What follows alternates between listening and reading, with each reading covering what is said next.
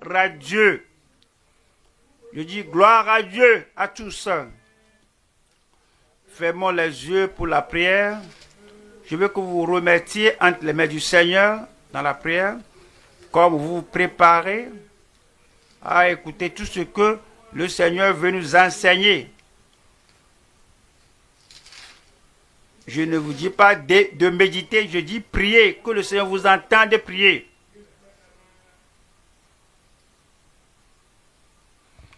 Au nom de Jésus, nous prions. Notre Père, te remercions pour l'étude biblique de ce soir. Merci de nous avoir rassemblés afin de nous faire du bien. Nous demandons, Seigneur, que tout ce que tu as pour ce jour, que cela rentre dans notre corps au nom de Jésus. Nous prions que l'étude nous bénisse tous. Confirme le Seigneur. Au nom de Jésus, nous prions. Vous êtes tous les bienvenus à notre étude biblique ce soir. Nous allons à Marc 1. Et le verset 14, Marc 1, le verset 14. Après que Jean eut été livré, Jésus alla dans la Galilée, prêchant l'évangile de Dieu. Il disait, le temps est accompli et le royaume de Dieu est proche. Repentez-vous et croyez à la bonne nouvelle. Comme il passait le long de la mer de Galilée, il vit Simon et André, frères de Simon, qui jetaient un filet dans la mer, car ils étaient pêcheurs. Jésus leur dit, « Suivez-moi, et je vous ferai pêcheurs d'hommes. » Aussitôt, ils laissèrent leur filet et le suivirent. Étant allé un peu plus loin, il vit Jacques, fils de Zébédée, et Jean, son frère, qui, eux aussi, étaient dans une barque et réparaient les filets. Aussitôt, il les appela. Et laissant leur père Zébédée dans la barque avec les ouvriers, ils le suivirent. Ce sont les versets que nous allons examiner ce soir, et cela parle de la conversion des premiers disciples et leur appel au ministère. Vous avez remarqué que comme Jésus était sorti, il a vu ces pécheurs. Ils n'avaient pas connu le Seigneur à l'époque. C'était des pécheurs normaux, ordinaires, parce que tous sont péchés et sont privés de la gloire de Dieu. Mais il ne les a pas vus, il ne les a pas atteints dans la synagogue, au sanctuaire, dans le temple. Il les a vus à l'œuvre. Et à l'œuvre, il les a atteints et les a appelés à eux-mêmes. Les disciples donc étaient sauvés et sont appelés hors du sanctuaire. Très important. Comme vous voyez le Nouveau Testament, vous allez voir bien de disciples et bien de croyants qui étaient prêchés, à qui on a parlé, qui sont transformés, sauvés hors du temple, à là où ils travaillaient, à là où ils faisaient leur travail. Le Seigneur les a rencontrés et les a appelés. La même chose que nous devons remarquer ce jour, que beaucoup de personnes peuvent être sauvées hors de la synagogue, hors du sanctuaire, en dehors du temple. Et où que nous allons, comme Jésus allait à la plage, à l'arrêt de bus, dans le taxi, dans le bus, partout, hors du sanctuaire, nous devons atteindre les gens avec l'évangile de Christ, avec la bonne nouvelle du salut. Et le salut peut être là, et le salut sera le leur au nom de Jésus. Alors on voit ici que ces gens n'étaient pas oisifs, mais ils travaillaient. C'est lorsqu'ils étaient appelés à un service élevé, à une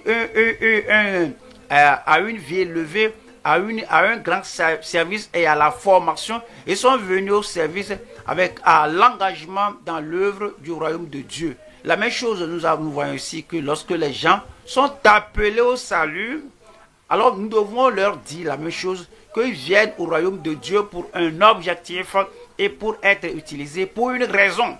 Alors la raison doit être claire afin que les gens sachent que c'est pas que je suis sauvé, je suis né de nouveau, je me suis repenti, je viens au Seigneur. Mais il y a une raison pour laquelle vous êtes venu au Seigneur. On doit souligner cela, que c'est pour communier avec le peuple de Dieu et pour nourrir de la parole de Dieu et pour servir le Seigneur et pour utiliser leur force, leur talent, leurs compétences, tout ce qu'ils ont, puisque le Seigneur les a appelés, qu'ils doivent tout utiliser pour la gloire du Seigneur. Ce passage que je vous ai lu en Marc, c'est également enregistré en Matthieu. Nous avons quelques détails supplémentaires qui nous est donnés. Voyons Matthieu chapitre 4, nous voyons le verset 17, le même récit, mais on voit quelques additions et quelques explications de ce que Marc a dit. Matthieu 4, verset 17. Dès ce moment, Jésus commença à prêcher et a dit, « Repentez-vous car le royaume des cieux est proche. » Comme il marchait le long de la mer de Galilée, il vit deux frères, Simon appelé Pierre, et André son frère, qui jetaient un filet dans la mer, car ils étaient pêcheurs. Ils étaient pêcheurs. Il leur dit, « Suivez-moi. » Et comme Marc l'a dit, « Suivez-moi et je vous ferai pêcheurs d'hommes. » Alors, verset 20 dit, « Aussitôt, ils laissèrent les filets et le suivirent. Il les a appelés et ils ont répondu à son appel aussitôt. Alors, ils ont répondu sans perdre de temps, ils ont répondu sans retard, ils ont répondu à la parole dès qu'ils ont écouté la parole personnifiée qui est Jésus. Et c'est un encouragement, une instruction, une évidence que réellement nous croyons la parole de Dieu, nous acceptons la parole de Dieu. Et comme il les a appelés, ou bien comme il nous appelle, nous le suivons, on doit faire cela promptement comme ces gens l'ont fait. Ils ont suivi le Seigneur aussitôt. Ils ont tout abandonné. Le verset 21 dit, « De là étant allé plus loin, il vit deux autres frères, Jacques, fils de Zébédée, et Jean, son frère, qui étaient dans une barque avec Zébédée, leur père, et qui réparaient leur filet. Ils réparaient leur filet. Et leur filet, ils ont terminé le boulot du jour et préparaient l'œuvre pour la pêche prochaine. Il les appelait. Toujours, ils travaillaient. C'est là qu'ils travaillaient qu'il les a appelés. Et aussitôt, ils laissèrent la barque et leur père et le suivirent. Que c'est un exemple pour nous à propos de ces premiers disciples. Et dès qu'ils ont reçu l'appel du Seigneur, ils y ont répondu et aussitôt ils ont suivi le Seigneur. Ce que Marc et Matthieu nous ont enregistré, Luc aussi nous a consigné sur la part écrire avec quelques détails, comme nous allons lire cela dans Luc chapitre 5. Luc 5, je lis le verset 4. Luc va nous donner certains détails qui fait défaut en Matthieu et Marc. C'est lorsqu'on combine tout qu'on va écouter toute l'histoire, comprendre toute l'histoire et voir tout ce qui avait lieu. Et c'est la raison pour laquelle ces évangiles de Matthieu, Marc, Luc sont appelés les évangiles synoptiques. Donc comme on lit tout, on voit toute l'histoire au sujet d'un événement particulier. Nous allons à Luc 5, le verset 4. Luc 5, verset 4. Lorsqu'il eut cessé de parler, il dit à Simon, « Avance en pleine eau et jetez vos filets pour pêcher. » Simon lui répondit, « Maître, nous avons travaillé toute la nuit sans rien prendre, mais sur ta parole, je jetterai le filet. » On peut voir la réponse ou l'attitude, on peut voir la confiance en Christ, même dès le commencement de son appel. Alors, on a essayé cela, on n'a rien pris. Nous sommes allés à la direction, là, on n'a rien pris, nous avons œuvré toute la nuit, on n'a rien pris, mais selon ta parole, à ta parole parce que tu es Seigneur, mais à ta parole parce que tu es Maître, mais à ta parole, nous allons jeter le filet. Et l'ayant jeté, ils prirent une grande quantité de poissons et le filet se rompait. Ils firent signe à leurs compagnons qui étaient dans l'autre barque de venir les aider. Ils vinrent et ils remplirent les deux barques au point qu'elles enfonçaient.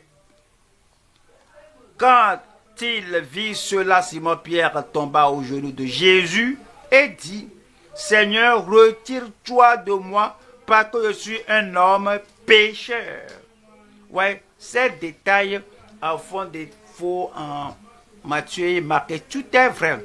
Mais pour compléter toute l'histoire, c'est pourquoi on lit tous ces versets, tous ces chapitres ensemble. Et il dit, retire-toi de moi. Il a reconnu son péché, son indignité. Il a reconnu que ceci n'est pas par mérite, ceci ce n'est pas par qualification, ceci c'est par la grâce et la miséricorde de Dieu. Mais je ne suis pas digne d'être avec toi, je ne suis pas digne de rester avec toi. Retire-toi de moi, je suis un homme pécheur. Car l'épouvante l'avait saisi, lui et tous ceux qui étaient avec lui, à cause de la pêche qu'il avait faite. Il en était de même de Jacques et de Jean, fils de Zébédée, les associés de Simon.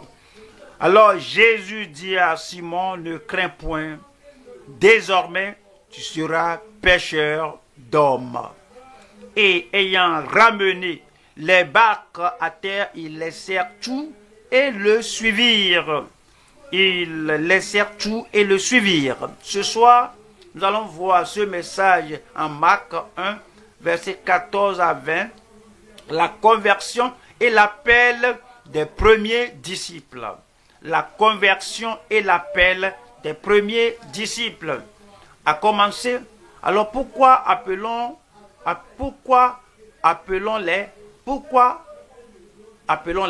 les premiers disciples? Ouais, partout on voit les premiers, avant de lire les autres disciples, il y a 1, 2, 3, 4, chaque fois on a Simon-Pierre, on a Jacques, on a Jean, et puis on a André. Les 4 premiers là, alors on les voit avant de voir les autres disciples. Selon la liste, c'est quoi? Ils sont appelés les premiers 4 disciples. Les 4 premiers disciples. Maintenant, on voit leur conversion et leur appel. Le message est divisé en 3 parties. Première partie, nous avons l'appel de Christ le Sauveur. Christ le Sauveur, alors c'est pourquoi il est venu. Il est venu appeler les gens de leur péché. Il est venu les appeler à la repentance. Il est venu les appeler de l'indignité. Il est venu les appeler au royaume de Dieu. L'appel de Christ le Sauveur. Deuxième point, leur conversion du péché à Christ. Leur conversion, c'est du péché. Ils étaient dans les ténèbres, il les a amenés à la lumière. Ils étaient ignorants, il les a amenés à la connaissance. Il allait à la voie de la perdition, il les a amenés à la voie du ciel. Leur conversion du péché à Christ. Ils étaient convertis, ils étaient nés de nouveau, ils étaient transformés, leurs vies sont changées à cause de la grâce de Dieu qui est venue dans leur vie. Leur conversion du péché à Christ. 3.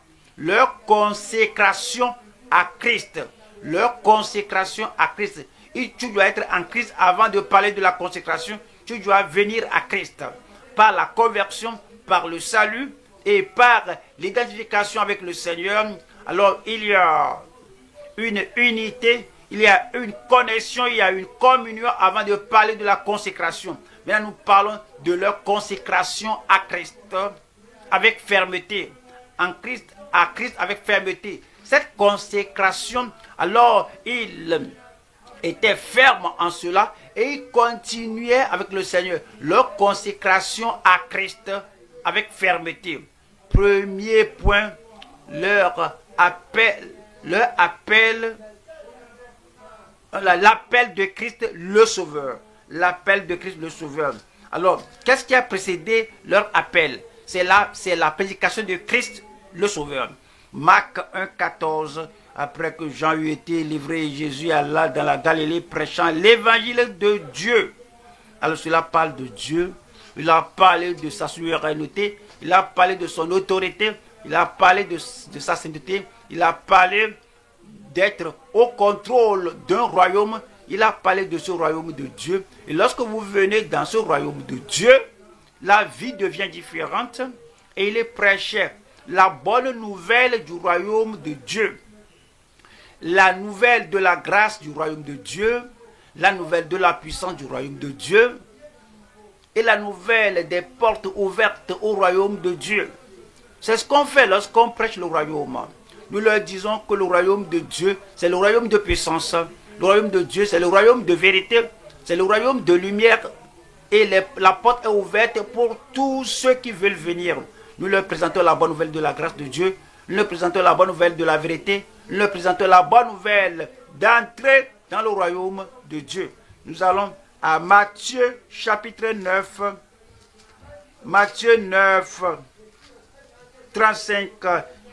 Jésus parcourait dans toutes les villes et les villages et enseignant dans les synagogues, prêchant la bonne nouvelle du royaume. Alors, c'est ce qu'on fait partout. Jésus ne change pas le royaume, le message. C'est au sujet du royaume, de la souveraineté de Dieu, de la puissance de Dieu et du règne de Dieu. C'est l'évangile qu'il prêche à tout moment. C'est l'évangile de la grâce, l'évangile de Christ, l'évangile de la justice, l'évangile de la vérité. Et il prêchait la bonne nouvelle du royaume et guérissant toute maladie et toute infirmité. Voyant la foule, il fut ému de compassion pour elle parce qu'elle était languissante et abattue comme des brebis qui n'ont point de berger. À cause de la nécessité des gens, il allait partout et prêcher la bonne nouvelle et prêcher cet évangile du royaume de Dieu. Nous allons à Luc 4. Luc chapitre 4, versets 42 à 44. Voyons l'attitude de Christ, la compassion de Christ, voyons la priorité de Christ, voyons la concentration, la focalisation, la passion du Seigneur Jésus-Christ. Luc 4, le verset 42. Dès que le jour parut, il sortit et alla dans le désert. Une foule de gens se mirent à sa recherche et arrivèrent jusqu'à lui. Ils voulaient le retenir afin qu'il ne les quittât point. Les gens veulent qu'il reste, ils voulaient qu'il restât à une seule localité. Mais il leur dit, il faut aussi que j'annonce aux autres villes la bonne nouvelle du royaume. C'est toujours le même message, mais je dois l'amener à d'autres personnes, à d'autres villes, à d'autres villages, à d'autres cités. Il faut aussi que j'annonce aux autres villes la bonne nouvelle du royaume de Dieu, car c'est pour cela que j'ai été envoyé. C'est pour cela que j'ai été envoyé. Je n'ai pas été envoyé à un seul lieu, car c'est pour cela que j'ai été envoyé, pas à une seule tête. C'est pour cela que j'ai été envoyé aux gens. Et il prêchait dans les synagogues de la Galilée. Luc 8, verset 1. Ensuite, Jésus allait de ville en ville et de village en village. De ville en ville et de village en village. Il allait partout, tout le monde doit l'écouter. C'est bonne nouvelle. Tout le monde doit savoir, tout le monde doit comprendre que le royaume de Dieu a des portes ouvertes pour tout le monde. Si je ne vais pas partout, les gens ne vont pas écouter. Alors, Jésus allait de ville en ville et de village en village, prêchant et annonçant la bonne nouvelle du royaume de Dieu. Avez-vous remarqué qu'à tout moment, royaume de Dieu, royaume de Dieu. Alors, ils viennent sous le gouvernement de Dieu, ils viennent sous l'autorité de Dieu, et ils viennent sous le contrôle de Dieu, comme ils étaient convertis, comme ils sont entrés par les portes ouvertes. Et les 12 étaient avec lui. Nous retournons à Marc 1. Nous le voyons prêcher l'évangile. Nous l'avons vu annoncer, proclamer la bonne nouvelle du royaume de Dieu. Et maintenant, voyons ce qu'il dit au verset 15. C'est Marc 1, verset 15. Il disait, le temps est accompli et le royaume de Dieu est proche. Maintenant, il veut qu'ils entrent. Comment sont-ils entrés? Repentez, numéro 1, repentez-vous. Et numéro 2, et croyez à la bonne nouvelle. Numéro 1, repentez-vous, changez. Et 2, et croyez à la bonne nouvelle, c'est pour vous. Croyez à l'évangile, c'est pour vous. Croyez au royaume de Dieu, que ça peut être le vôtre, même en ce temps-ci. Croyez à la bonne nouvelle. Voyons la première partie qui dit, repentez-vous. Allons à Luc 5, vous allez voir ce que Jésus a dit de cette première partie de son message. Repentez-vous. Luc chapitre 5 et le verset 32. Luc 5, 32. Je ne suis pas venu appeler à la repentance des justes, mais des pécheurs. Vous voyez, tous ceux à qui je parle, que les pécheurs viennent au royaume, je peux les trouver dans les synagogues, je peux les retrouver à la plage, je peux les retrouver en train de réparer leur filet. Dès que je vois quelqu'un, parce que je sais que tous sont péchés, sont privés de la gloire de Dieu, donc je les appelle au royaume de Dieu. Et alors, la voie au royaume, c'est la repentance. Et il dit que je ne suis pas venu appeler à la repentance des justes, comme des pharisiens, non, mais des pécheurs à la repentance. Luc 13, Luc chapitre 13, Luc 13, le verset 3 dit non. Alors il se référait aux gens qui lui ont dit de terribles choses qui s'étaient produites dans leur pays, dans leur nation. Maintenant Jésus allait leur dire la conclusion au sujet de cela. Non, je vous le dis, mais si vous ne vous repentez, vous périrez tous également. La repentance pour tout le monde. Faire votre farce. Alors, se détourner du péché, c'est pour tout le monde. Verset 5. Non, je vous le dis, mais si vous ne vous repentez, vous périrez tous également. Que veut dire se repentir? Voyons Ézéchiel chapitre 18. Repentez-vous. Alors vous pouvez croire à l'évangile. Alors, si vous ne vous repentez pas, c'est pour tout le monde. Si vous ne vous repentez, vous périrez tous également. Nous allons à Ézéchiel chapitre 18. Nous lisons le verset 30. 30 dit, c'est pourquoi je vous jugerai chacun selon ses voies. Maison d'Israël, dit le Seigneur, l'Éternel. Voyez ceci. Revenez et détournez-vous.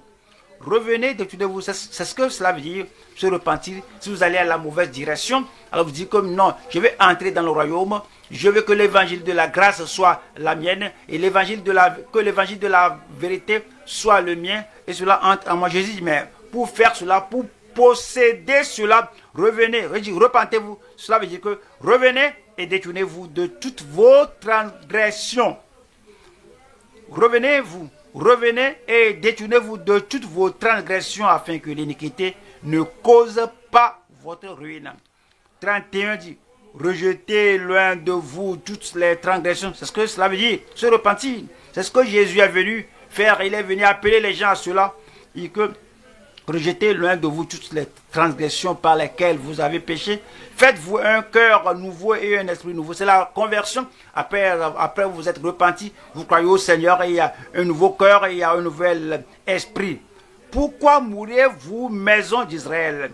Car je ne désire pas la mort de celui qui meurt, dit le Seigneur l'Éternel. Convertissez-vous donc et vivez. Cette parole de repentance est très claire dans l'Ancien Testament, c'est très clair. Maintenant, comme Jésus est venu dans le Nouveau Testament, cette même parole de repentance est claire. Vous rappelez-vous, avant que Jésus ne quitta ce monde, il a donné le même message, il a donné le même ministère, il a mis l'accent. Ce sera, il a donné ça à ses disciples et à tous les croyants. C'est ce qu'on souligne partout. Luc au chapitre 24, Luc 24, ils ont le verset 45. Alors il ouvrit l'esprit afin qu'ils comprissent les Écritures et il leur dit, ainsi il est écrit, que le Christ souffrirait et qu'il ressusciterait des morts le troisième jour. Et que, voyez ceci, et que, vous remarquez bien ceci là, et que ceci doit être, oui, un point central de l'évangile du royaume que nous prêchons. Une partie centrale de la bonne nouvelle de l'évangile du royaume de Dieu que nous prêchons. Le verset 47, et que la repentance et le pardon des péchés seraient prêchés en son nom. La repentance, le pardon des péchés serait prêché en son nom à toutes les nations, à commencer par Jérusalem. Alors, cela ne s'arrête pas à Jérusalem. Ils ont continué parce que cette parole de la repentance, c'est pour tout le monde. Si quelqu'un, avant que quelqu'un n'entre dans le royaume, avant que quelqu'un ne puisse prendre part aux provisions du royaume, au salut du royaume, aux promesses de Dieu dans le royaume, et devenir un bénéficiaire du royaume, alors il faut qu'il y ait la repentance. Acte 17, Acte 17, le verset 30. Acte chapitre 17, le verset 30 dit: Dieu, sans tenir compte des temps d'ignorance, annonce maintenant à tous les hommes en tout lieu qu'il est à se repentir. C'est très clair que ce message de la repentance, c'est pour tout le monde. C'est pourquoi Christ est venu, c'est pourquoi il s'est sacrifié pour nous, c'est pourquoi il est mort pour nous, c'est pourquoi il nous a donné le mandat, c'est pourquoi il nous a donné la commission. Allez le dire à tous qu'ils doivent se repentir. Et que Dieu maintenant ordonne à tous les hommes partout à se repentir. Deuxième Pierre 3, deuxième Pierre chapitre 3, le verset 9. Deuxième Pierre chapitre 3, le verset 9. Voyons l'accent du Seigneur. Le Seigneur ne tarde pas dans l'accomplissement de la promesse, comme quelques-uns le croient. Mais il use de patience envers vous, ne voulant pas qu'aucun périsse. Vous voyez, il aime tout le monde dans le royaume. Alors Dieu merci, vous serez dans le royaume. Dieu dit, vous serez dans le royaume. Et ne voulant pas qu'aucun périsse, mais voulant que, comme des personnes, que tous arrivent à la repentance. Que tous arrivent à la repentance. Pas seulement Pierre, mais tous, pas seulement Jacques, tout le monde, pas seulement Jean, tout le monde, pas seulement André, mais que tous parviennent, que tous arrivent à la repentance. On retourne à Marc 1, Marc chapitre 1. Je lis le verset 15 encore. Il disait, le temps est accompli, le royaume de Dieu est proche, repentez-vous. C'est pas ça, ça ne suffit pas, c'est bon, c'est important. Tout le monde doit se repentir, mais se repentir seul, oui, ne nous fait pas entrer dans le royaume de Dieu. Repentez-vous et croyez à la bonne nouvelle, à l'évangile. Une partie, repentez-vous. L'autre partie, c'est de croire à la bonne nouvelle. Deux choses qui vont ensemble. Vous repentez, vous croyez. Vous vous détournez des ténèbres, vous devez vous tourner vers la lumière, vous détournez du péché, vous tournez vers le Sauveur. Acte des apôtres 20. Acte des apôtres, chapitre 20, le verset 20. Vous savez que je n'ai rien caché de ce qui vous était utile et que je n'ai pas craint de vous prêcher et de vous enseigner publiquement et dans les maisons. Voyons ce qui suit ici, 21. Annonçant aux Juifs et aux Grecs la repentance, numéro 1, la repentance envers Dieu. Et numéro 2, la foi ou la croyance, la foi en notre Seigneur Jésus-Christ. C'est comme vous marchez avec les deux pieds.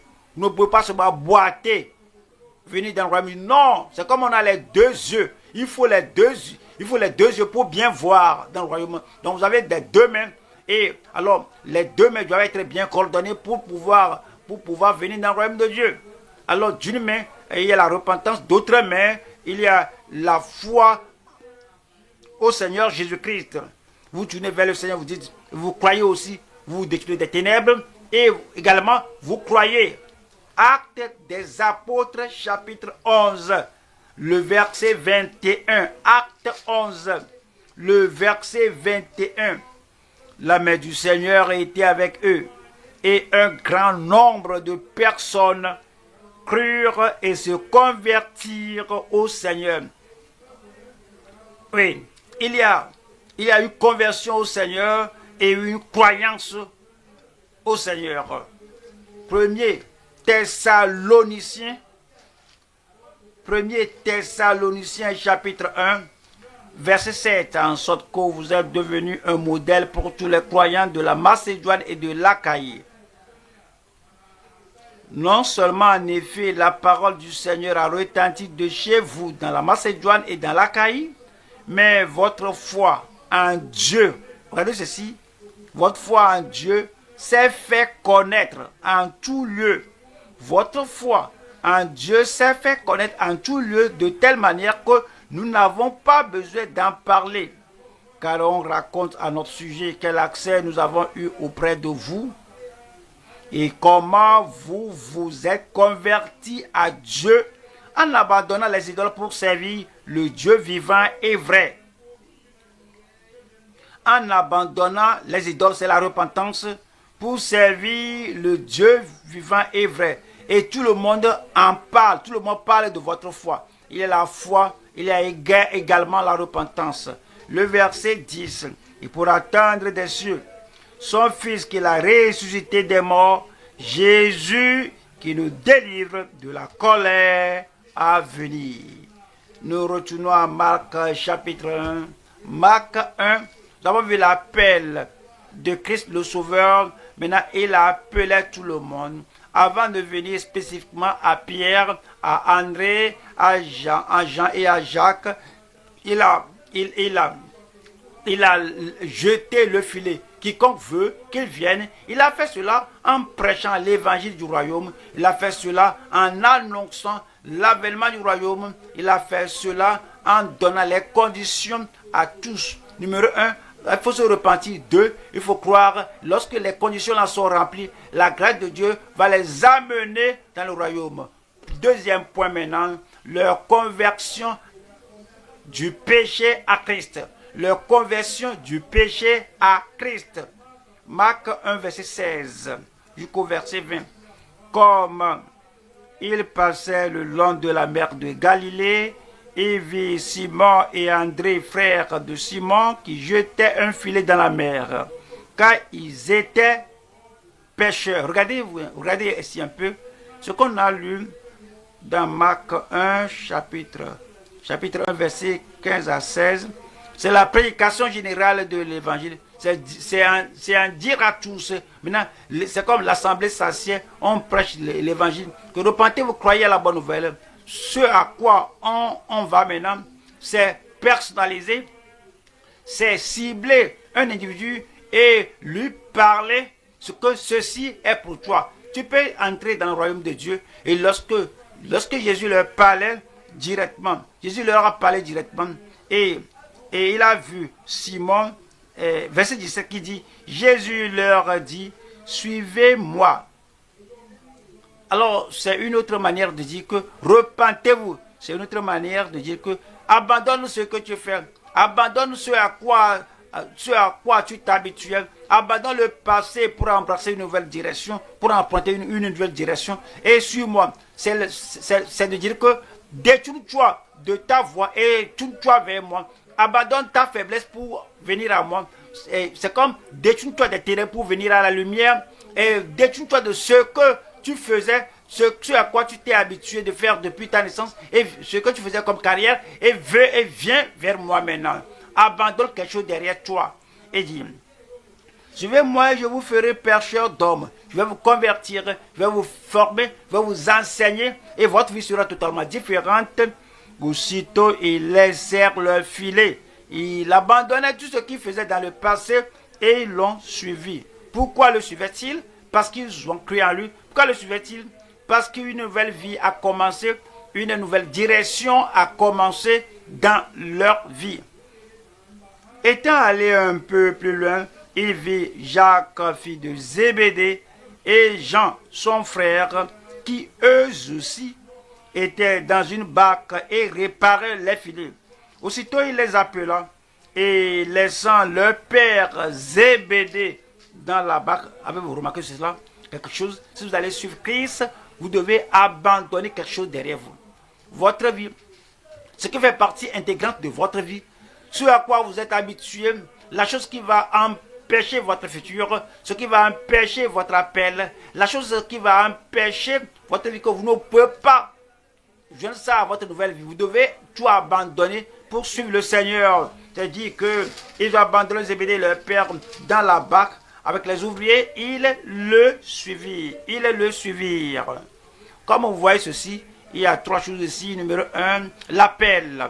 L'appel, c'est l'appel spécifique, c'est l'appel particulier, c'est l'appel qui est venu à eux individuellement. Numéro 2, l'appel. Numéro 2, c'est la confession. Comme on voit les autres écrits de l'évangile au sujet de cet événement, comment ils ont tout abandonné, comment ils ont suivi le Seigneur. Il y avait la confession. Numéro 3, c'est la conversion. Numéro 1, l'appel. Numéro 2, numéro 1, l'appel, c'est là-bas. Il dit, venez et que suivez-moi. Suivez-moi et que suivez-moi. Voyons Matthieu 16. L'appel. Matthieu 16, suivez-moi. Matthieu 16, nous voyons le verset 24. Alors Jésus dit à ses disciples, si quelqu'un veut venir après moi, ouais, si quelqu'un veut venir après moi, voici comment il faut amener cela dans votre vie, comment il faut l'appliquer à votre vie. Si quelqu'un veut venir après moi, qu'il renonce à lui-même, qu'il se charge de sa croix et qu'il me suive. Car celui qui voudra sauver sa vie la perdra, mais celui qui la perdra à cause de moi la trouvera. Il les a appelés, ces 4 disciples, et qui venaient après moi, suivez-moi. Il y a des choses à considérer à ce temps-là, des choses à considérer. Ils doivent d'abord renoncer à eux-mêmes. Je suis pêcheur, j'aime la pêche. Voici ma carrière, voici ma profession, voici la direction que je vais dans ma vie. Alors il m'appelle maintenant, je dois maintenant renoncer à moi-même de ce dont je jouissais dès le commencement de ma profession. Une nouvelle vie doit commencer et ce que je faisais, alors je dois abandonner tout et suivre cette nouvelle et emprunter cette nouvelle direction. Cela arrive à tout le monde. Il vous a appelé. Il peut y avoir des amis dont vous jouissez, des boîtes de nuit dont vous jouissez, des lieux dont vous jouissez. Alors, mais il vous appelle. Alors, vous devez renoncer à vous-même. Vous ne pouvez pas prendre la chose là écrite ensemble. Vous ne pouvez pas prendre le passé et le présent ensemble. Vous pouvez pas dire ce que j'aime faire, ce que ma chair fait. Vous ne pouvez pas prendre cela écrit ensemble. Vous devez renoncer à vous-même, suivre Christ, parce que celui qui veut sauver sa vie, oui, j'aime jouir de ce que je fais, alors j'en jouis, je dois garder ceci. Vous allez perdre la vie éternelle. Mais si vous allez avoir la vie éternelle, vous devez renoncer à cela. Et verset 26, et que servirait-il à un homme de gagner tout le monde et il refuse de laisser le monde entier et perdre son âme? Ou que donnerait un homme en échange de son âme? Et lorsqu'il les a appelés, il les a appelés hors du péché. Nous allons à Jean chapitre 8. Vous savez ce qu'il a dit? Il a dit que suivez-moi. Alors venez après moi. Cela veut dire que suivez-moi, suivez-moi, suivez-moi. Ça veut dire quoi? Jean 8, j'ai lu le verset 11. Jean 8, verset 11, elle répondit notre Seigneur. Et Jésus lui dit, je ne te condamne pas non plus. Va et ne pêche plus. Oui, tu as pris le péché comme ta carrière, va et ne pêche plus. Tu as pris le péché comme ton style de vie, va et ne pêche plus. Tu as pris le péché comme ton plaisir, comme le plaisir quotidien, va et ne pêche plus. Tu as pris le péché comme faisant partie de ta vie. Tu as le péché, le pécheur et le péché, le péché et le pécheur. Alors vous allez ensemble vivre. Alors tu dois te séparer de ce péché si tu vas suivre le Seigneur. C'est l'appel, c'est l'appel. Le verset 12. Jésus leur parla de nouveau et dit, je suis la lumière du monde. Celui qui me suit, Pierre, ou André, ou Jacques, ou Jean, ou vous-même, ou moi-même, celui qui me suit, ne marchera pas dans les ténèbres, mais il aura la lumière de la vie. C'est suivre le Seigneur, et Dieu merci, nous allons le suivre le Seigneur. Jean, chapitre 10, verset 27. Jean 10, 27. Mes brebis entendent ma voix, je les connais et elles me suivent. Elles ne sont pas des boucs, elles ne sont plus des lions, elles ne sont plus des animaux sauvages. Leur cœur, leur nature, leur vie, leur direction, tout est changé. Ils sont des brebis. Mes brebis entendent ma voix, je les connais et elles me suivent. C'est leur appel numéro 2, leur confession. Luc chapitre 5, Luc 5, leur confession. Luc 5, verset 8. Luc 5, verset 8. Je l'ai déjà lu que Luc nous donne des détails supplémentaires de ce qui était réellement arrivé. Marc nous dit, il les a appelés, il dit que suivez-moi. Et puis ils ont suivi. Mais il y a des choses qui sont arrivées dans cet appel, au cours de l'appel. Maintenant la confession, Luc 5, 8. Quand il vit cela, Simon-Pierre tomba aux genoux de Jésus et dit, Seigneur, retire-toi de moi, parce que je suis un homme pécheur. C'est la confession. Je suis un homme pécheur. Voyons, Job, il y a des gens qui ne vont pas jusqu'à ce niveau. Ils croient adorer, ils croient qu'ils croient au Seigneur, mais ils ne viennent pas jusqu'à ce niveau. Ils couvrent leurs péchés et ils dissimulent leurs péchés. Voyons, Job 31, verset 33. Si comme les hommes, j'ai caché mes transgressions et renfermé mes iniquités dans mon sein, donc je n'ai pas confessé. Si comme les hommes, j'ai caché, si j'ai dissimulé, si j'ai couvert mes transgressions, et comme Adam, Adam, où es-tu? Excuse. Pourquoi tu as fait cela? Excuse. Il y a beaucoup de personnes, ils blâment les autres pour leur péché. Que c'est le père qui m'a fait pécher, et ce sont mes parents qui m'ont fait pécher, c'est notre quartier qui me fait pécher. Ils cachent leur péché comme Adam et renferment leurs iniquités dans leur sein. Quel en est le résultat? Nous allons voir Proverbe 28. Proverbe 28, verset 13. Celui qui cache ses transgressions ne prospère point. Ici, Pierre était sorti clair, alors que retire-toi de moi, je suis un homme pécheur. Je ne suis pas digne d'être avec toi. Je ne suis pas digne d'être à tes côtés. Je ne suis pas digne du royaume. Je suis sale, je suis souillé, je suis pécheur, je suis indigne. Celui qui cache ses transgressions ne prospère point. Mais celui qui les avoue et les délaisse obtient miséricorde. Alors, il a obtenu la miséricorde, le Seigneur lui a pardonné. Nous aurons la miséricorde de Dieu. 1er Jean 1, verset 9. 1er Jean 1, verset 9. Si nous confessons nos péchés, pas si nous confessons leurs péchés, les péchés de nos parents, c'est pas ça. Les péchés de la société, non, cela. Les péchés de nos amis, non, c'est pas ça. Si nous confessons nos péchés, il est fidèle et juste pour nous les pardonner et pour nous purifier de toute iniquité. Il nous purifiera. Et Dieu merci, il nous a déjà purifiés. Numéro 1, l'appel. Numéro 2, la confession. Numéro 3, la conversion. Nous retournons à Luc. Nous allons à Luc 5, verset 10. Maintenant, nous parlons, on a parlé de l'appel, la confession. Nous sommes maintenant à la conversion. Toutes ces choses ont lieu dans la vie de toute personne qui est appelée par le Seigneur qui se repent des péchés et qui croit au Seigneur Jésus-Christ. Vous pourrez ne pas voir toutes les paroles dans un passage en un temps donné.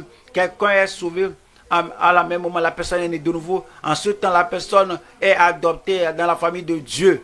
En ce même moment, la personne a la vie éternelle. En ce même temps, son nom est écrit dans le livre de vie.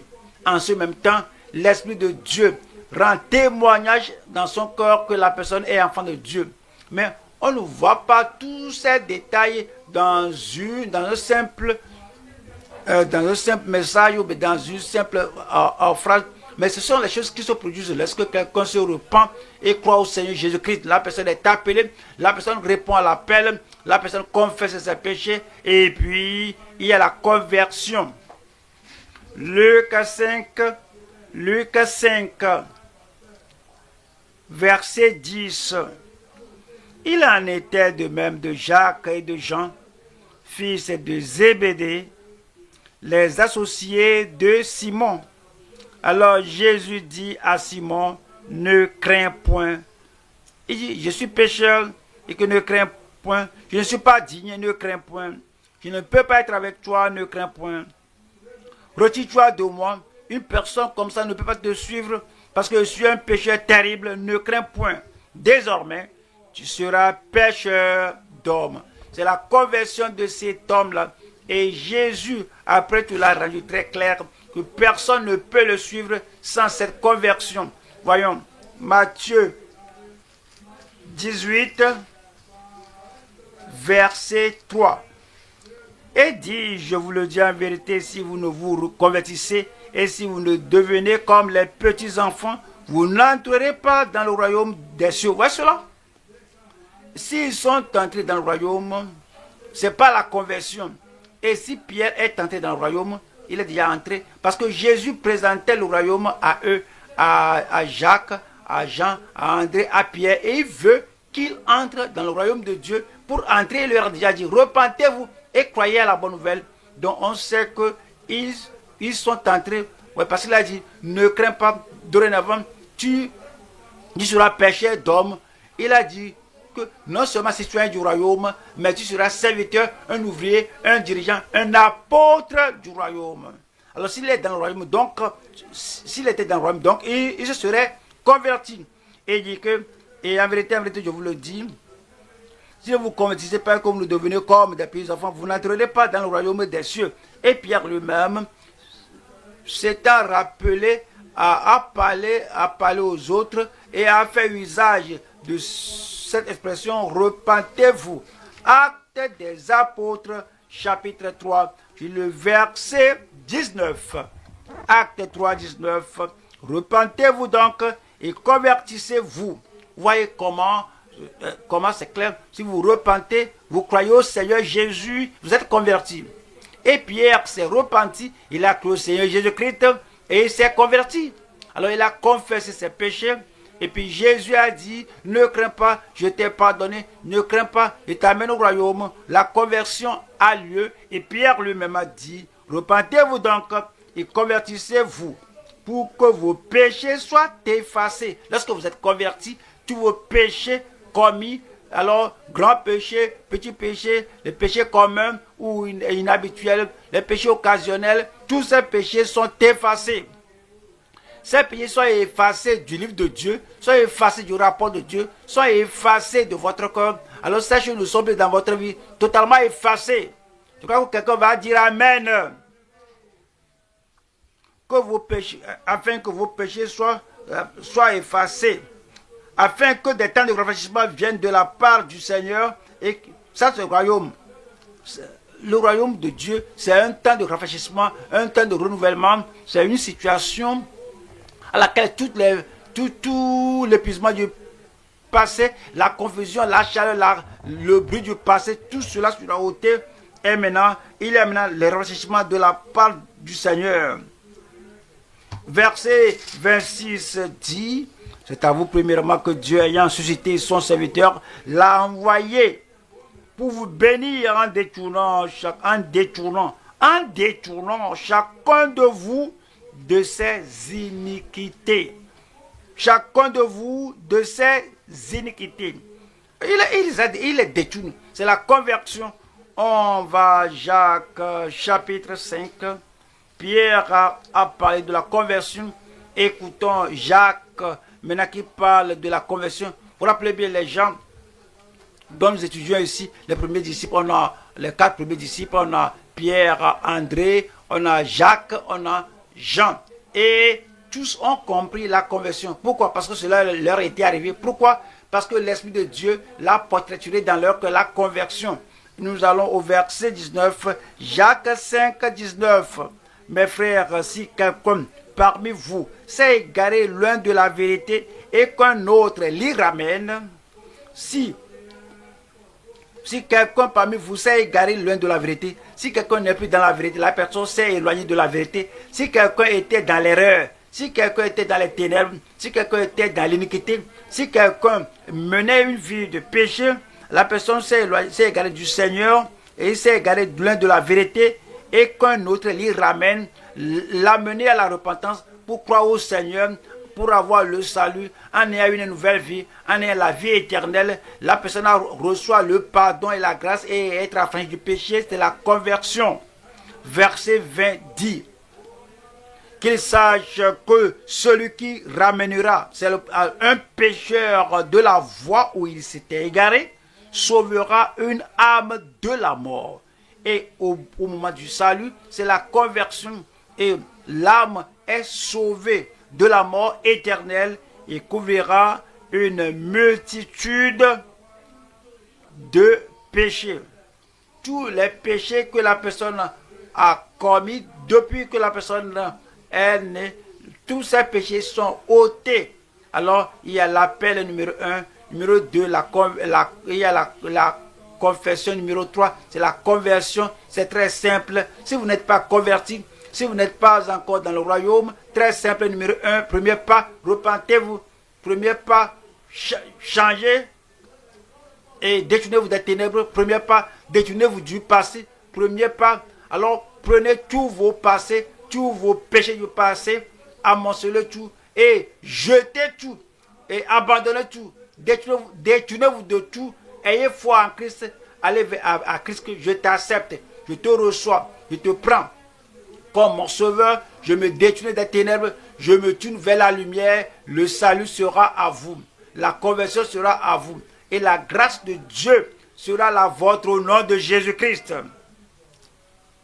Nous allons au 3e point maintenant, leur consécration à Christ avec fermeté. Nous allons à Marc 1, Marc chapitre 1, je lis le verset 17, Marc 1, le verset 17. Jésus leur dit, suivez-moi et je vous ferai pêcheurs d'hommes. Voilà le verset 18. Aussitôt, ils laissèrent leur filet et le suivirent. Ils laissèrent leur filet et le suivirent. Ils ont fait quelque chose. Vous devez faire quelque chose. Christ est mort à la croix du Calvaire. Il s'est sacrifié pour vos péchés. Il veut vous offrir la vie éternelle, le salut, la conversion, une place dans le royaume de Dieu. Mais vous devez faire quelque chose. Et ils laissèrent le filet et le suivirent. Le verset 20. Aussitôt il les appela et laissant leur père Zébédée. Ils ont laissé quelqu'un. Ils ont laissé quelque chose. Et laissant leur père Zébédée dans la barque avec les ouvriers, ils le suivirent. Le suivirent. Il y a 3 choses ici. Numéro 1, ils ont tout abandonné. Ils ont tout abandonné.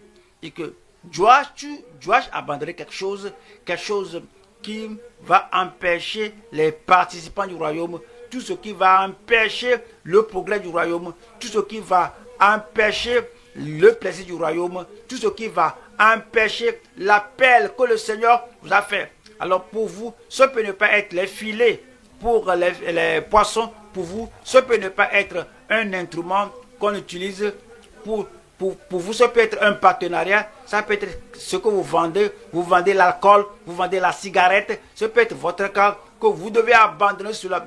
Pour vous, ça peut être ça peut être les instruments du diable pour vous, ça peut être autre chose, ça peut être ton adhésion à une secte.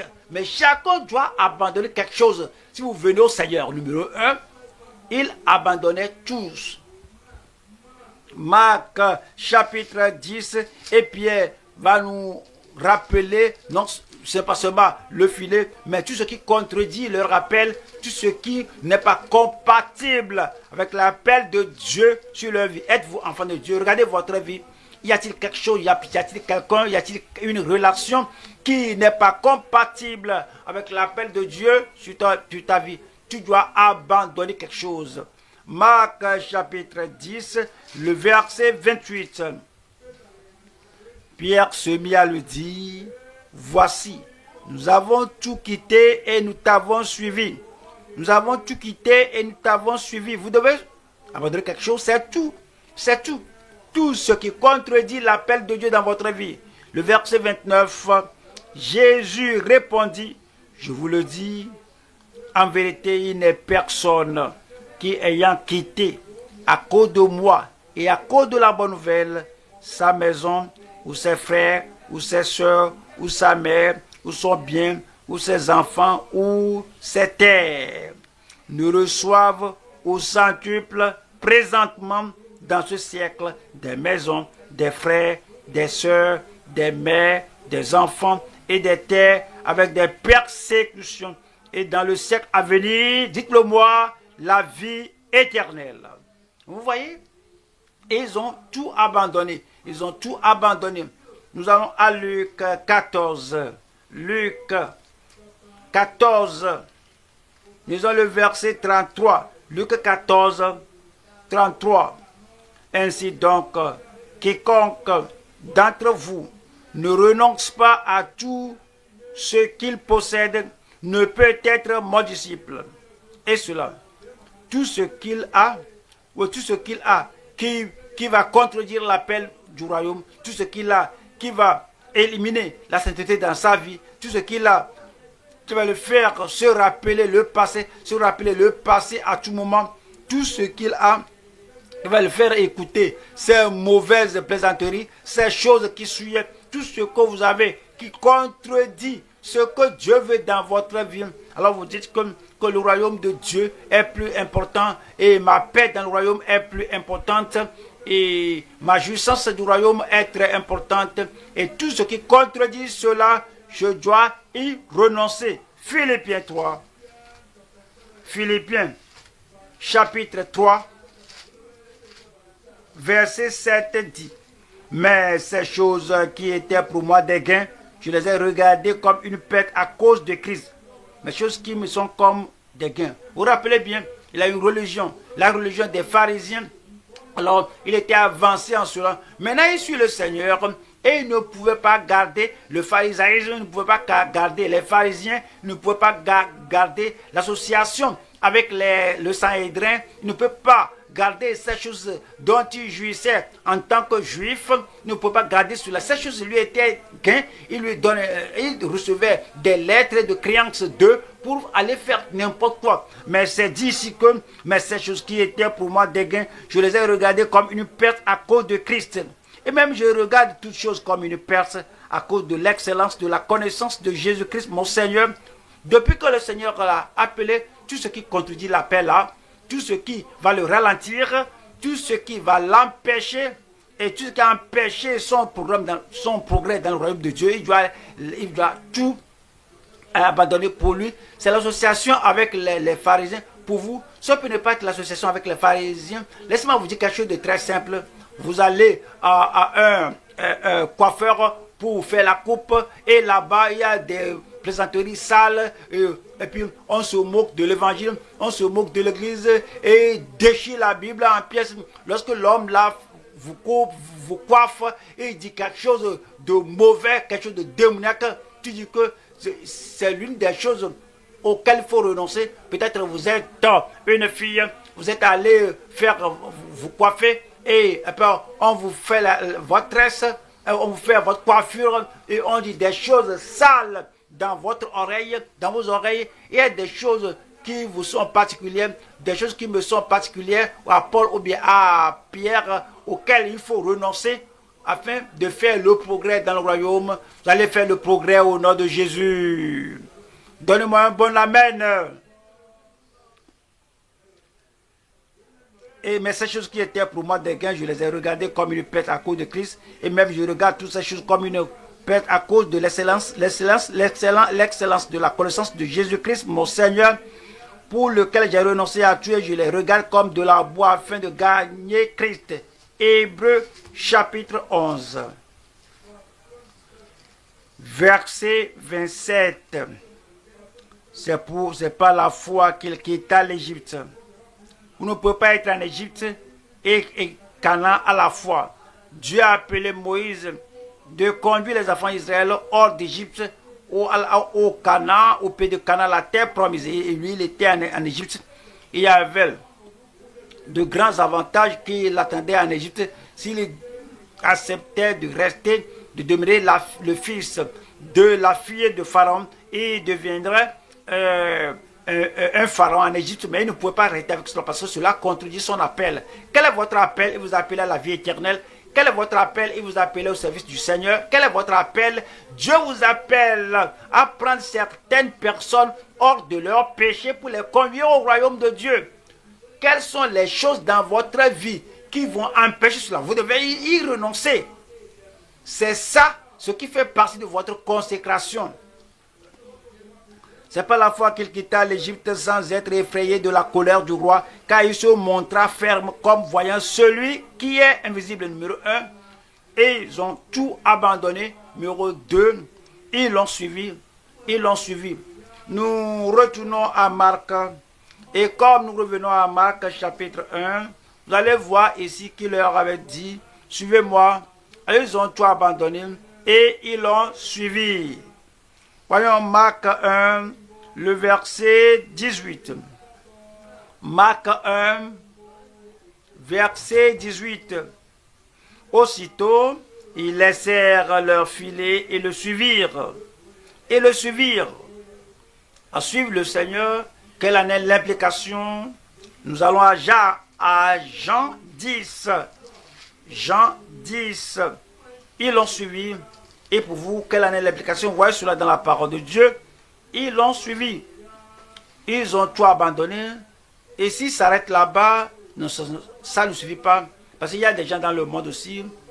Quand ils voient qu'il y a quelque chose est contre leur carrière, ils abandonnent cela. Que quelque chose est contre leur progrès, ils l'abandonnent. Que ceci-là est contre leur joie dans le mariage, ils l'abandonnent. Mais après avoir abandonné tout, il faut le pas suivant. Ils l'ont suivi. Jacques 10, le verset 4 et 5. Lorsqu'il a fait sortir toutes ses propres brebis, il marche devant elles et les brebis le suivent. Vous devez suivre le berger. Si vous le prenez comme votre berger, comme votre Seigneur, vous devez le suivre. Et les brebis le suivent parce qu'elles connaissent sa voix. Elles ne suivent point un étranger. N'allez pas suivre la fausse doctrine et Christ en même temps. N'allez pas embrasser la tradition et Christ en même temps. N'allez pas suivre un étranger, une doctrine étrangère, un feu étranger et Christ en même temps. Non. Si vous abandonnez ce qui empêche votre progrès dans le royaume, maintenant vous allez suivre Christ. Et elles ne suivront point un étranger, mais elles fuiront loin de lui parce qu'elles ne connaissent pas la voie des étrangers. Puisque vous avez tout abandonné, vous faites dos au passé. Maintenant, vous êtes enfant de Dieu. Alors, vous suivez Christ. 1 Pierre 5, 21. 1 Pierre 5, 21. Au 2 Pierre. Elle nous a abandonné. Alors, il nous a appelé afin que nous suivions cette trace. Ceci est écrit après la mort de Christ, après que Jésus est ressuscité des morts. Ceci est écrit après que Jésus est monté au ciel. Et c'est Pierre qui écrivait cela. Et que vous savez ce qu'on a fait.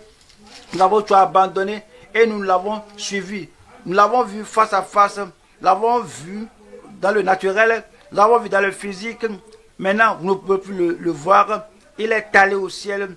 Mais sa vie est enregistrée pour vous. l'histoire de sa vie, la direction de sa vie, et l'attitude, et le caractère, son style de vie, tout est écrit pour vous. Quoique vous ne puissiez pas le voir maintenant dans le physique, dans le naturel, tous les exemples sont là pour que vous suiviez ces traces. Alors tout ce que vous faites, vous demandez qu'est-ce que Jésus fera. Que ferait-il? Vous voyez vos voisins, ils disent des choses négatives, et il insulte l'Église, la nation, il se moque de tous. Et vous avez tendance à dire, oui, peut-être ils ont tort, peut-être ils ont raison, ils ont eu raison pour dire cela, ils ont raison de dire ceci, cela. Après, tous ces gens sont mauvais. Mais avant de vous joindre à eux, vous devez vous poser la question, que dirait Jésus? Si Jésus était sur la terre ici, que dirait-il au sujet d'Hérode? Que dirait-il de Pilate? Que dirait-il des dirigeants? Et vous dites même, que dirait Jésus? Alors vous voyez d'autres personnes qui font des choses ici et là, et vous avez tendance à dire que peut-être que je me joigne à eux. Mais avant de faire quelque chose, posez-vous la question, que ferait Jésus? Parce que numéro 1, ils ont tout abandonné. Numéro 2, ils l'ont suivi. Je prie que vous suiviez le Seigneur. Si vous faites quelque chose et que l'Esprit de Dieu vous dit, pourquoi tu fais ça? Christ ne va pas faire cela. Tu dis, Seigneur, je suis désolé. Aussitôt, vous allez purifier dans le sang de l'agneau. Vous cessez de faire la chose là. Vous allez suivre Christ. Si vous allez vous emprunter une direction et l'Esprit de Dieu vous rappelle et vous alerte, comme pourquoi tu fais cela? Est-ce que Christ peut faire ça? Et aussitôt vous vous examinez, Seigneur, je suis désolé, il va vous pardonner et vous allez marcher, vous allez suivre la direction que Christ aurait marché au nom de Jésus. Ils l'ont suivi. Je vais le suivre. Apocalypse 14, verset 4. Ce sont ceux qui ne se sont pas souillés avec des femmes, car ils sont vierges. Ils suivent l'agneau partout où il va. Rappelez-vous, Christ est maintenant au ciel. Rappelez-vous, l'agneau de Dieu est maintenant au ciel. Rappelez-vous, il n'est plus sur la terre. Nous sommes ici, c'est l'Apocalypse. Et cela parlait des gens qui ont suivi l'agneau partout où il va. Il va à l'évangélisation, il suivait. Il allait encourager, les décourager, et il le suivait. Il allait guérir les malades, vous le suivez. Il allait partout faisant du bien par son esprit, vous le suivez. Et dit, car ils ont été rachetés d'entre les hommes comme des prémices pour Dieu, pour l'agneau. Et dans leur bouche, il ne s'est point trouvé de mensonge. Pourquoi? Parce qu'il n'y a pas de mensonge dans la bouche de Jésus, car ils sont irrépréhensibles devant le trône de Dieu. Je prie que le Seigneur accomplisse cela dans votre vie, dans ma vie, dans nos vies ensemble au nom de Jésus. Numéro 1, ils ont tout abandonné. Numéro 2, ils l'ont suivi. Numéro 3, ils se nourrissaient de sa parole. Ils se nourrissaient de sa parole. C'est pourquoi ils suivaient. C'est à cause de la parole de sa bouche. C'est pourquoi ils l'ont suivi, afin de pouvoir se nourrir de la parole de Dieu. Jean 6, 67. Jésus donc dit aux 12, et vous, ne voulez-vous pas aussi vous en aller? Simon Pierre lui répondit, Seigneur, à qui irions-nous? Tu as les paroles de la vie éternelle.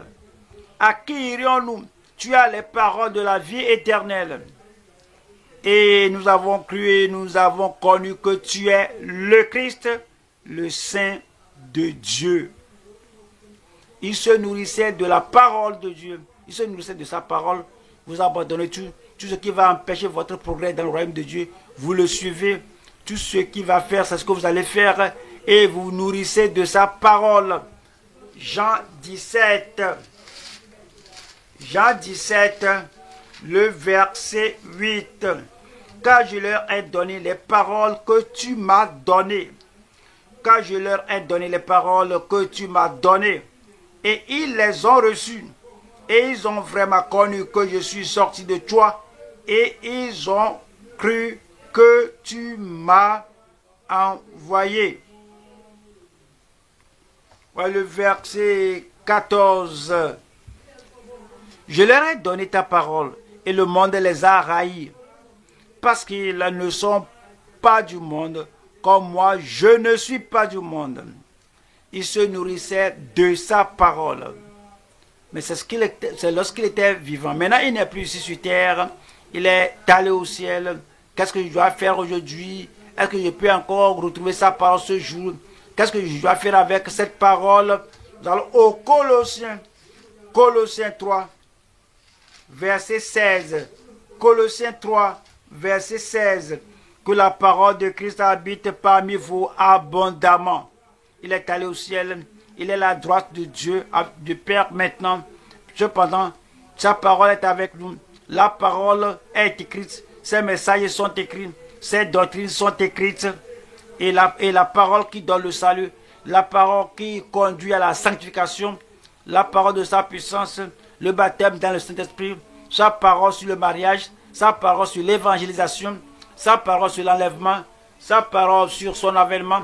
Sa parole qui va nous encourager. Sa parole qui va nous faire mener une vie sainte. Vous êtes plus par la parole que je vous ai dite. Cette parole est toujours avec nous. Que la parole de Christ habite parmi vous abondamment. Instruisez-vous et exhortez-vous les uns les autres en toute sagesse par des psaumes, par des hymnes, par des cantiques spirituels chantant à Dieu dans vos cœurs sous l'inspiration de la grâce. Et quoi que vous fassiez en parole. Vous avez écouté sa parole, maintenant votre parole, vous écoutez son message, maintenant votre message, vous avez écouté tout ce qu'il a proclamé, maintenant votre proclamation, et quoi que vous fassiez en parole ou en œuvre, faites tout au nom du Seigneur Jésus, en rendant par lui des actions de grâce à Dieu le Père. Que votre vie, que votre parole donne la place et la gloire au Seigneur. Est-ce que cette parole que Jésus a déclarée, c'est de cette parole qu'il se nourrissait, et cela en est le même pour nous ce jour. Matthieu 24,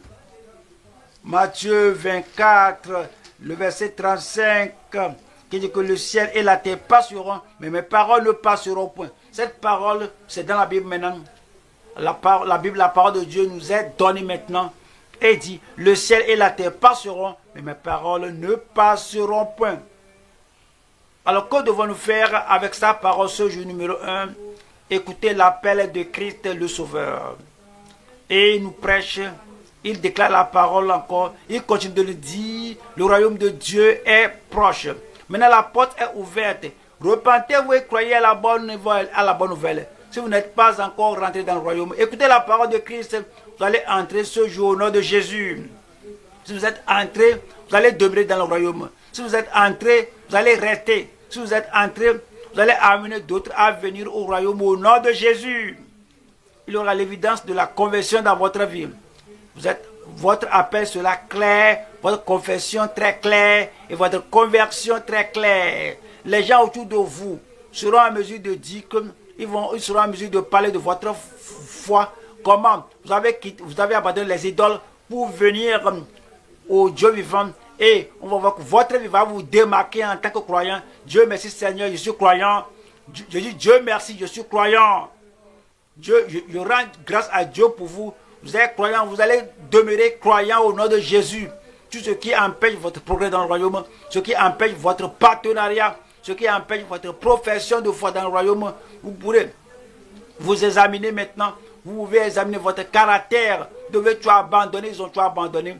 Et ils l'ont suivi dès ce jour. Et dans de moindres détails de votre vie. Vous allez suivre le Seigneur. Je vais suivre le Seigneur. Je vais suivre le Seigneur. Alors, là, on a fait des erreurs. On a dévié. On n'a pas pleinement suivi le Seigneur. La grâce de Dieu est disponible ce jour.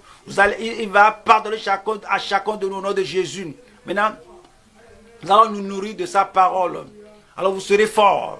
Vous allez nourrir de sa parole, vous serez vainqueurs. Vous allez vous nourrir de sa parole, finalement, et vous donnera la manne céleste.